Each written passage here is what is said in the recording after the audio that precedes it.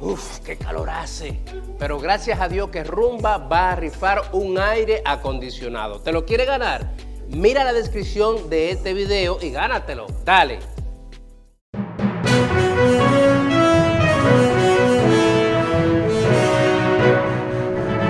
Hoy conversamos con la licenciada Sabrina Acosta, hablamos sobre el impacto psicológico, las repercusiones psicológicas que tiene el tema de la inseguridad ciudadana en el ser humano. Y antes de irnos a la pausa, el doctor Amaury García dejaba sobre la mesa la pregunta del impacto que tiene la violencia en el tránsito, en el comportamiento y en el accionar de los seres humanos. Recordarle, licenciada, antes de que pueda hablar al respecto, a la gente que nos escucha, que usted puede ser parte de esta conversación comunicándose con nosotros a través de las líneas 809-682-9850 y la línea internacional 833-380-0062. Adelante, Sabrina, con lo que dejábamos pendiente antes de irnos a la pausa.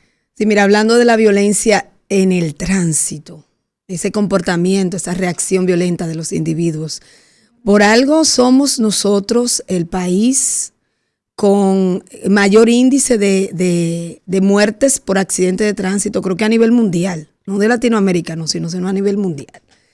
Pues cuando los individuos que ya están educados, porque sucede eso, la ciudadanía dominicana está educada para responder de manera violenta. Entonces cuando se ve frente a un volante, que es una sensación de poder, de yo puedo dirigir, va a reaccionar de la siguiente manera. Y es un comportamiento patológico continuo porque el ambiente totalmente involucra responder de la misma manera. O sea, de manera continua, todos los que están actuando desde el tránsito lo están haciendo desde la violencia. Por lo tanto, uno está inducido por otro a continuar esta conducta. Acción-reacción. Así es, totalmente, porque ¿qué pasa? Ese tema es un tema de educación, de reeducar, de concientizar a la ciudadanía en algo que es fundamental para erradicar la violencia, la capacidad de espera. Desarrollar la capacidad de espera no es algo que nosotros podemos evidenciar en lo que es la actividad del tránsito dominicano. Nadie puede esperar, nadie se puede detener. Por lo tanto, todo el mundo tiene que responder de una manera reactiva. Respuesta y reacción no es lo mismo. Pero al final la respuesta general es una respuesta de reactividad. Yo actúo por impulso y entonces genero cada vez más violencia. Una pregunta, Sabrina. En este aspecto, en la parte educativa, la parte de nuestras escuelas, que hemos visto escenarios violentos, agresiones, incluso tuvimos hace unos meses atrás el hecho de heridas punzopenetrantes, un jovencito perdió una mano. Todo esto, esta violencia desde nuestros escenarios tan nobles, tan santos como deberían ser las escuelas. Esa respuesta violenta en las escuelas, lamentablemente, es una evidencia de que nuestro problema de violencia no va en miras de mejora, sino que la generación emergente, pues todo lo contrario, está más potenciada a reaccionar de manera violenta. Por eso necesitamos empezar desde el hogar, pero no solamente desde el hogar, sino a nivel de políticas públicas, a desnaturalizar esas reacciones desde el tono de voz de los niños, donde debe haber un adulto que medie y valga la redundancia, organismos públicos que medien, que desde el tono de voz que utilizamos estamos actuando en violencia con el otro. O sea, eso hay que desmontarlo del cerebro, enseñarle al niño y al adolescente que no es permitido elevar la voz, pero que tampoco es permitido tocar el cuerpo del otro. Son acciones simples, pero son acciones que establecen límites cerebrales donde yo puedo entender que debo establecer una distancia con el cuerpo del otro, con las pertenencias del otro, con lo que digo del otro y con la forma en la que me expreso.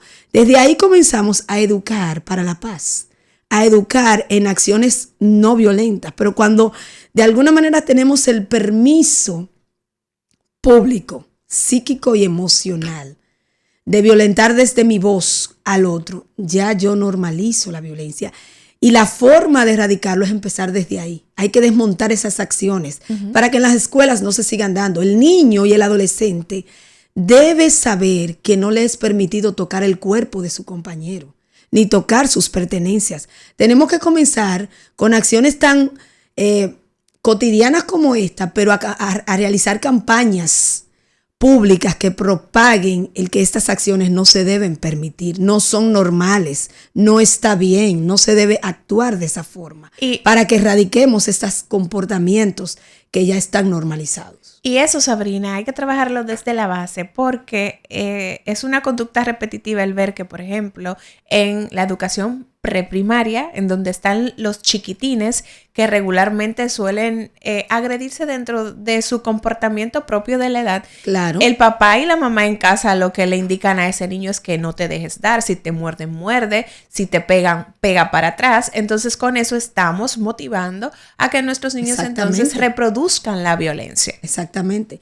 Y no solamente eso, Liz, la violencia es un problema que tiene su génesis, como decía, en el hogar. Desde que usted grita constantemente, usted está actuando en violencia, pero sobre todo está educando está modelando, está enseñando. Entonces necesitamos enseñarle a los niños, baje el tono de voz.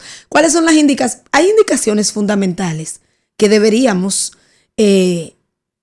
vuelvo y repito, promocionar, para divulgar, difundir, cualquiera de los términos, viralizar que deberíamos usar en este momento. Hay indicaciones básicas que deberíamos hacer esto para que se normalice.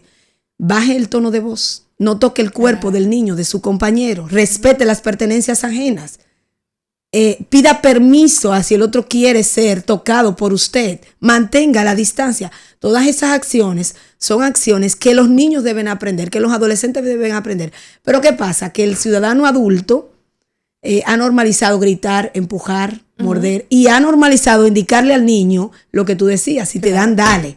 Y no significa que en un ambiente inseguro no debe haber autoprotección. La autoprotección es otro mecanismo de prevención de la violencia, pero la autoprotección, exacto, debe comenzar con un ABC que tú le enseñas al niño cuáles son los pasos que tú debes hacer o debes ejecutar si otro niño te violenta. Y la indicación primaria no debe ser actúa de la misma forma, porque nunca vamos a erradicar. Entonces no vamos a formar una sociedad que pueda en algún momento de la vida enfrentar esta problemática nacional. Sí. Pero el gobierno debe actuar desde ahí, desde estas indicaciones sencillas que estamos mencionando aquí. El gobierno puede actuar desde ahí con políticas públicas que preserven este autocuidado de los niños y adolescentes y que se extienda hasta la ciudadanía. Sí, Sabrina, hay un aspecto que tú has tocado y era justamente la pregunta que yo tenía. Sí. Hemos dicho el tema de la violencia en el tránsito, en las escuelas. Decías el tema, para mí, puntual, crucial, de la violencia intrafamiliar. ¿Cómo nosotros podemos buscar quizás el responsable de una sociedad violenta fuera de la casa, si es ahí donde estamos viendo las expresiones más serias con la agresión que tenemos contra la mujer, por ejemplo, o contra hombres? La violencia en términos general que se da al interno.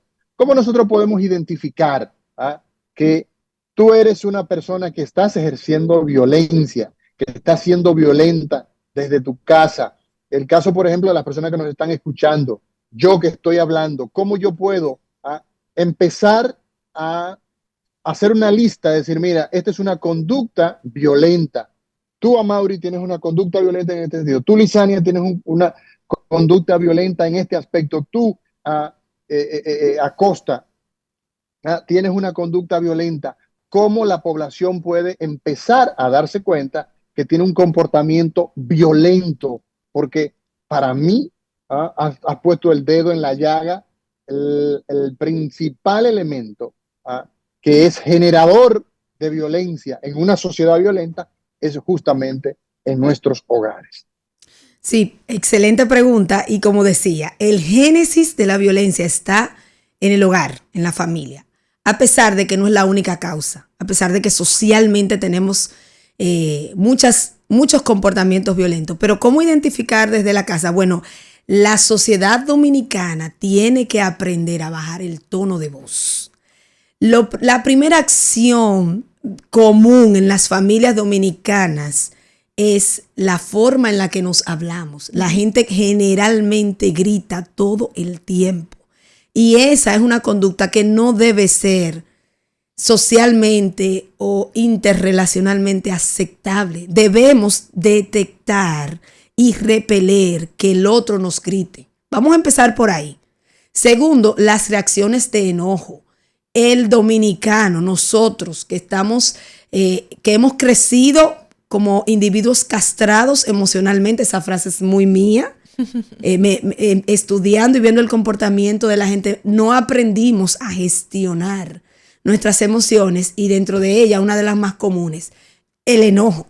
La gente en los hogares, de manera casi permanente, se mantiene enojado, irritable. Entonces nosotros tenemos que empezar a autodetectar cómo con frecuencia cualquier cosa nos irrita y cómo nosotros empezamos a reaccionar desde ahí.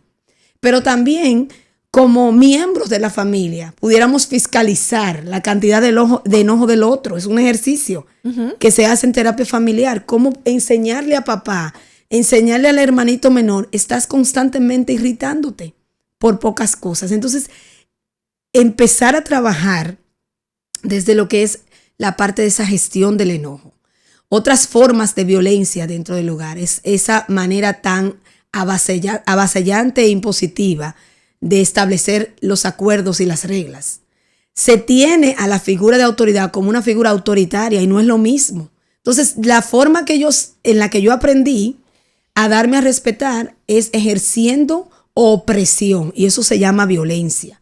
Para establecer límites y reglas no hay que oprimir, no hay que maltratar, no hay que hacerlo desde la aspereza. Entonces tenemos las figuras de autoridad, mamá y papá, que empiezan a dirigir el hogar. Eso sí, son responsables. Sí, son responsables, pero lo hacen desde la aspereza y la opresión a los hijos. Entonces también es una manera de violentar, de generar enojo en los hijos. Entonces, dentro de lo que tiene que ver con la interacción de parejas, vemos el abuso, las acciones dominantes, donde también entra muchísimo comportamiento violento en esa interacción de los esposos, de los padres, de la pareja, como usted le quiera llamar, la agresión desde lo verbal, desde lo físico, desde lo económico y desde las imposiciones de qué hacer y qué no hacer. Entonces, hay muchísimas formas de violencia, pero lo más común es esa normalización de hablarnos mal, de actuar desde el maltrato y de actuar desde el enojo. Eso hay que erradicarlo. Claro. En las familias dominicanas. Y en ese sentido, Sabrina, y cuando hablabas del tema de el autoritarismo dentro del hogar, recordaba de muchas familias en donde papá y mamá dicen, usted no va a hacer eso. ¿Por qué? Porque yo lo dije. Ese discurso entonces hay que cambiarlo. ¿Cómo quizás establecer esas reglas dentro del respeto y sin ese nivel de enojo que es transmitido entonces de padre a hijos, y eso se sigue repitiendo de generación en Totalmente, generación? Y por eso salen a la calle los adolescentes, los ciudadanos, y actúan de la misma manera. Claro que ese discurso hay que modificarlo. No significa que los padres, en otras ocasiones yo he podido hablar de la función de los padres, y eso no es un tema negociable. Los padres siempre van a ser la figura de autoridad. Ahora, el tener autoridad no implica maltrato, no implica agresión. Entonces, los padres establecen algo y pueden explicar por qué lo establecieron. Exacto. Y pueden explicar qué le toca al hijo, y eso no es violencia. Ahora, actuar en descalificación del hijo sí es violencia. El discurso descalificante del otro. Él no me importa lo que tú opines. No significa que el hijo va a hablar todo el tiempo, se le puede dar un turno. Hay formas de relacionarnos desde el respeto, donde nadie tiene que perder su rol y su función, pero tampoco tiene que caer en el maltrato. Claro. Bien, hoy conversamos con la licenciada Sabrina Acosta, quien es psicóloga clínica.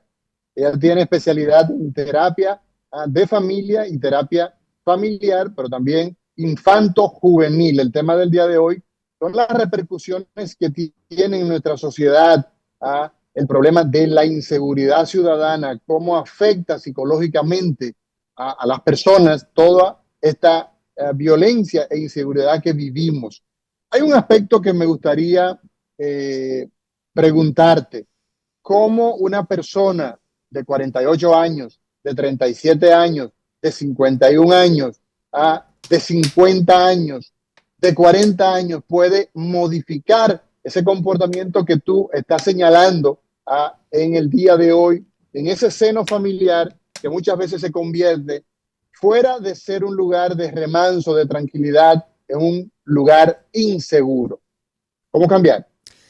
Interesantísima pregunta, y esa es la pregunta que nos da esperanza a que las cosas pudieran mejorar. Gracias a Dios, el cerebro tiene la capacidad de reeducarse hasta que muere. Inclusive en condiciones de neurodegeneración, la gente aprende a reestructurar los patrones de conducta para poder sobrevivir ante una situación como esta. O sea que siempre va a ser posible que las personas puedan educarse. La raíz de esto no está en esa posibilidad, está en otros aspectos que son más emocionales. Tiene que ver con algo que se llama voluntad y decisión. Si los individuos deciden por voluntad y convicción que deben mejorar, entonces hay herramientas y hay mecanismos. ¿Cómo puede la gente reeducarse? Empezando a buscar ayuda profesional. Pero antes de llegar a la ayuda profesional, porque tenemos una población con distintas situaciones y no todo el mundo tiene el acceso a la ayuda profesional, la gente es capaz de manera autodidacta, nutrirse, informarse. ¿Qué es lo que pasa en el cerebro cuando está expuesto a nueva información? Que aprende nuevas formas de hacer lo mismo que había hecho por mucho tiempo.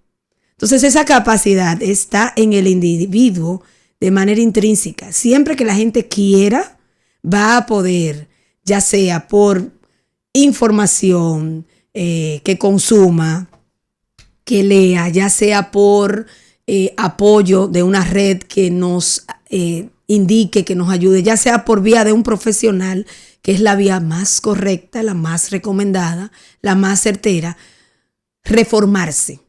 El individuo es capaz de reformarse, pero necesita tener la convicción correcta de por qué debe hacerlo. Usted debe cada día buscar ser un mejor individuo. Desde la individualidad, no podemos esperar que el país se mejore y cambie. No podemos esperar que el gobierno haga lo que tiene que hacer para yo estar mejor, a pesar de que el gobierno le corresponde hacer su parte. Pero es importante que cada individuo entienda que la salud, mi salud mental y emocional es mi responsabilidad. Por lo tanto, soy yo como individuo que debo estar convencido de hacer lo que me corresponde. ¿Qué debo hacer? Es una pregunta importante para yo mejorar, pero no debo conformarme al sistema. Sin embargo, hay mucha responsabilidad en el sistema de lo que sucede a nuestro alrededor. Pero cuando yo puedo mejorar y cambiar, mi entorno también lo hace para conmigo y por mí. No sé si respondo su pregunta, doctor. Bien, aparentemente ahí tenemos un problema con el audio. Vamos a hacer una breve pausa. Usted responde de todas las maneras posibles. Y muy bien. Nos vamos a una pausa y en breve regresamos con la licenciada Sabrina Acosta. Recordarle a la gente que nos está siguiendo que nosotros encontramos a la licenciada Sabrina Acosta en Reintenta.